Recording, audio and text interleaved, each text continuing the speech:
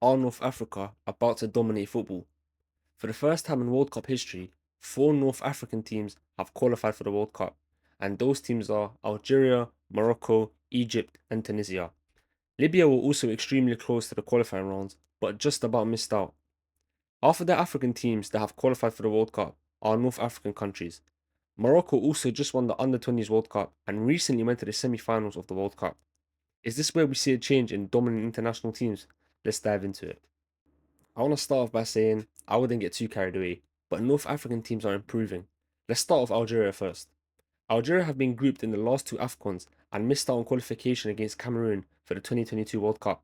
They've had managers come and go during this era, but things have started to change for them. They hired former Switzerland manager Vladimir Petkovic, and he's been amazing for them, losing only twice in 18 games. He also secured their qualification for the 2026 World Cup. The team has also drastically improved, with talents like Guiri, Amora, Haj Musa, and Mazza upcoming for the Algerian national team. Amora actually finished top scorer of the World Cup qualifiers, ahead of the likes of Salah, Osimhen, and Aubameyang, with 10 goals. On top of that, they still have the experience from their AFCON winning side and 2014 World Cup run, in Mahrez and Ben Sebaini. They arguably have one of the best left backs in the world in Ryan Aït-Nouri, who could actually start for France in my opinion, had he chosen them. Here's one issue of the Algeria team though, is France. Algeria could have had Akliouche from Monaco and Ryan Cherki from Manchester City, but both of them decided to pick France. There's no denying the squad has improved, but there's way more potential in the squad. If they can somehow attract their players to pick Algeria ahead of France, they'll drastically improve even more. In the past, we've seen it with Nasri, Zidane, Benzema, and now it's Cherki and Akliouche picking France ahead of Algeria. I do think Algeria are one of the stronger African sides and could do decent in the World Cup, but I don't see them as a threat to the top nations until the Turkeys and Akliouches start to pick them. On to Tunisia, and I just want to start off by saying they conceded 0 goals in the World Cup qualifiers. 0 goals conceded in 10 games, which is insane to think about. In all fairness, Ivory Coast did this as well, but how impressive is that? They'll definitely be a hard side to break down at AFCON and the World Cup. They've got some decent players in Hannibal, Shkhiri, Gharbi, and Valeri, if that's how you say their names.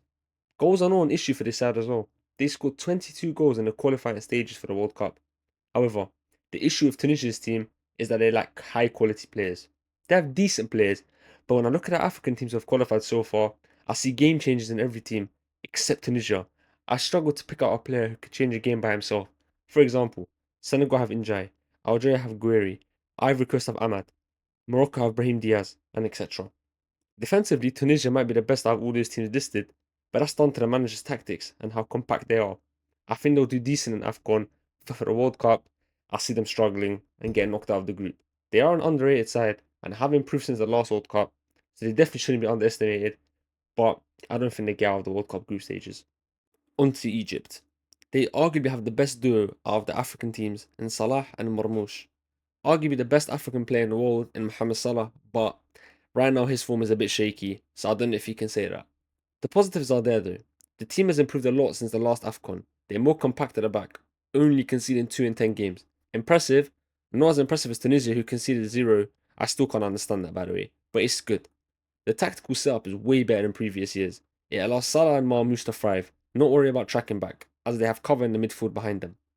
The issue with Egypt is the midfielders. They're decent players. They have Sam Mosi, El Neni, but none of them are progressive of the ball or ball carriers. When playing against top sides, I can't see how Marmoush or Salah get involved in the game, especially since they play as strikers for Egypt rather than wingers. If they can get a midfielder who takes risks and is a creator, it will automatically make them a much better side, as defensively they're fine. But if you can get the ball to Salah or Marmoush, regardless of what nation you are as the opposition, you're in trouble. Mohamed El Shenway, if that's how you say his name, is also a solid keeper for them. He's been part of the team for years, and the squad does have experience. I can't see them getting out of the group in the World Cup unless they get a creative midfielder, as the team seems too plain for the European and South American side. But for AFCON, I can see them going to the semi finals. And the last nation we're analysing out of the North African teams is Morocco. Arguably a top 10 nation in the world, and could actually officially be in the pot 1 teams by the time the World Cup comes. In my opinion, they're by far the best African team. In all areas of the pitch, they have quality, they also have depth too.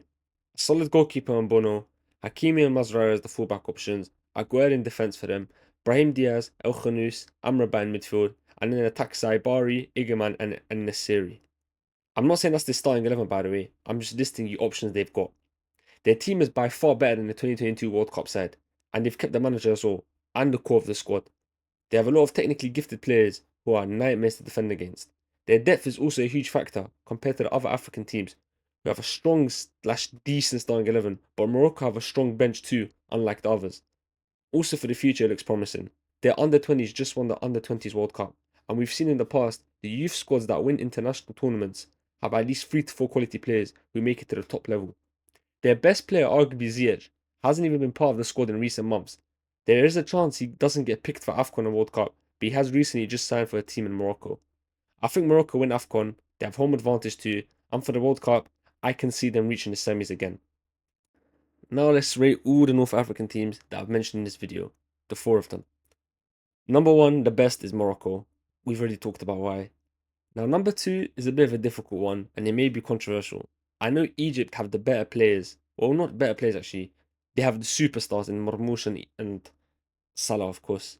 But I think Algeria's squad as a whole is much better. It's more balanced, it's got quality all over the pitch, unlike Egypt, who are just quality in attack. So I'm going to put Algeria second, Egypt third, and unfortunately, despite how strong they are defensively, Tunisia fourth. All 4 of these teams can cause an upset at the World Cup, and their nations improving drastically. So, is this the start of North African dominance? To answer my question, yes, North African teams are improving, no doubt about it, but I don't think it's enough to dominate football yet. They're definitely heading in the right direction, however. That's the end of the video, everyone. Thank you for watching.